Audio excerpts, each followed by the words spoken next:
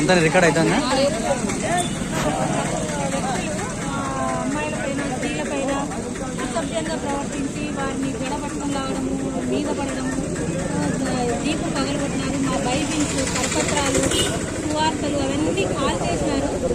ఎంతో చెడ్డగా మాట్లాడినారు. అమ్మాయిలని కూడా లేకుండా అట్లా చేస్తూ వచ్చినారు. మేము ఎవ్వరి మసీదులకు, చర్చిలకు, దేవాలయాల దగ్గరికి పోలేదు. ఒకరికి అభ్యంతరకరంగా మేము ప్రవర్తించలేదు. ఒకరిని ఏమి బలవంతము చేయలేదు. శాంతియుతంగానే చేస్తూ వచ్చినాము. కానీ వాళ్ళు సువార్త చేసే హక్కు మాకుంది. ఎవరు నమ్మిన మతాన్ని వాళ్ళు ప్రచారం చేసుకోవచ్చు. ఇప్పుడు హిందువులు ఎలాగో వాళ్ళ గణపతి బొప్ప అనుకుంటా, అయ్యప్ప అనుకుంటా వీధులు పోతారు. మేము కూడా అలాగే వచ్చినాం.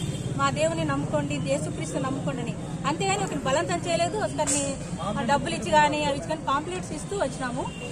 కానీ వాళ్ళు అట్లాగా అసభ్యంగా మా పైన స్త్రీలు అనుకోకుండా, తల్లులు అనుకోకుండా, బిడ్డలు అనుకోకుండా మా సహోదరుని ఒక వ్యక్తిని ఒక అన్నని కొట్టినారు.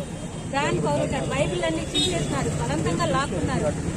రేపు మా చెడ్డ మాట్లాడారు. ఇంకా మేము ఈ స్వార్థ చేస్తూనే ఉంటాము. ఎవరు అడ్డుకున్నా ఏం భయపడము. దేవుని కొరకు అలా చేస్తూ ఉండాలనుకున్నాం. తాగి ఎస్ఎల్ఏ తాగి స్త్రీలు అనుకోకుండా అట్లా చేస్తూ వచ్చినాం కాబట్టి మేము సువార్త చేస్తూనే ఉంటాము. రాజ్యాంగం మాకు హక్కు ఇచ్చింది. ఎవరి నమ్మిన దేవుని వాళ్ళు ప్రచారం చేసుకోవచ్చారు. మేము వాళ్ళు ఎట్లా అంటే కావాలంటే మా దగ్గర రాండి, పడుకోండి, డబ్బులు ఇస్తాము, మీకు గతి లేదా, పిచ్చి లేదా, చెడ్డ మాటలు కులంతో తిన్నారు, అసభ్యంగా ప్రవర్తించినారు. అయినా కూడా మేమే వాళ్ళని ఏం అనలేదు. దేవుని ప్రేమను బట్టి వాళ్ళని క్షమిస్తాను. కానీ సువార్త మాత్రం చేసే హక్కు మాకు ఉంది. మేము చేస్తూనే ఉంటాం.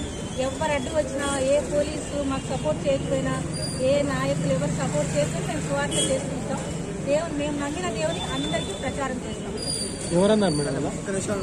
మీ పేరు మా కుమారి.